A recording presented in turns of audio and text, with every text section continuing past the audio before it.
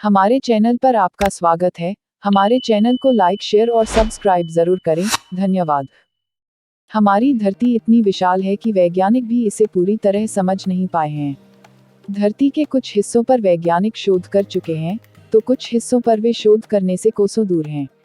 ऐसे ही धरती के एक हिस्से पर वैज्ञानिक शोध कर रहे हैं, ताकि वे धरती के उस हिस्से का रहस्य जान सकें, क्योंकि वे अभी तक नहीं सुलझा पाए उबलती नदी का रहस्य।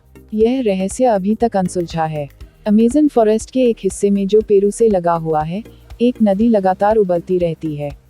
इसे द बॉइलिंग रिवर कहते हैं। इसका औसत तापमान 86 डिग्री सेल्सियस रहता है। वैज्ञानिक इसे दुनिया का सबसे बड़ा थर्मल रिवर मान रहे हैं और ये समझने की कोशिश में हैं कि आखिर नदी के उबलने के पीछे वजह क्या है। इसे मयानातुयाकु नदी के नाम से भी जाना जाता है। इसकी खोज के पीछे भूवैज्ञानिक आंद्रे रूजो ने काफी मेहनत की। दरअसल आंद्रे बचपन में अपने दादा से उबलने वाली नदी की कहानी सुनते आए थे। वैज्ञानिक दिमाग वाले आंद्रे को यकीन था कि अगर लोककथा में इसका जिक्र है तो ऐसी नदी वास्तव में भी होगी ही। भूवैज्ञानिक बनने पर आंद्रे ने इसकी तहकीकात शुरू की।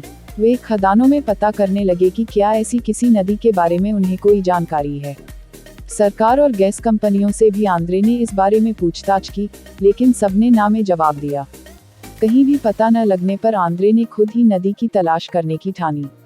नदी की खोज में निकलने से पहले भी वैज्ञानिकों ने उन्हें आगाह किया कि अमेज़न फॉरेस्ट में ऐसी कोई नदी नहीं हो सकती है, क्योंकि वो किसी भी जिंदा ज्वालामुखी से कोसों दूर है और कोई वोल्केनिक एक्टिविटी देखी भी नहीं गई है।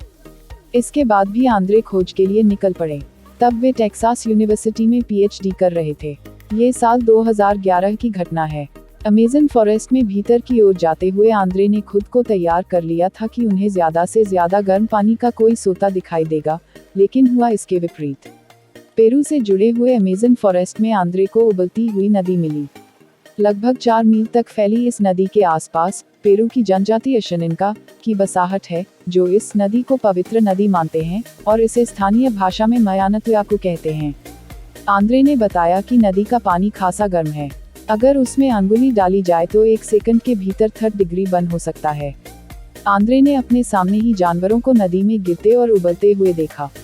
उन्होंने इस नदी के बारे में the boiling river, adventure and discovery in the Amazon नाम की एक किताब भी लिखी है। जो ज्वालामुखी इस नदी से सबसे करीब है, वो भी लगभग 700 किलोमीटर दूर है। ऐसे में ज्वालामुखी के कारण नदी का पानी नहीं उबल रहा, तो फिर पानी क्यों उबल रहा है? इसकी वजह जमीन के भीतर की गतिविधियां मानी जा रही हैं। हालांकि ये सिर्फ अंदाजा है। अब वैज्ञानिक इसकी तह तक पहुंचने की कोशिश कर रहे हैं। इस नदी को समझने के लिए एक प्रोजेक्ट भी चलाया जा रहा है, जिससे पास रहने वाले जनजाति समुदाय को भी जोड़ा गया है। इसके तहत पर्यटन करने वाले सैलानियों को बताया जाता है कि वे किसी भी हाल में नदी में कुछ ना फेंकें और ना ही कोई नुकसान पहुंचाए। ना ही तैरने की सोचें, क्योंकि 86 डिग्री सेल्सियस से भी ज्यादा तापमान वाला पानी सेकंड्स में बुरी तरह से जला सकता है।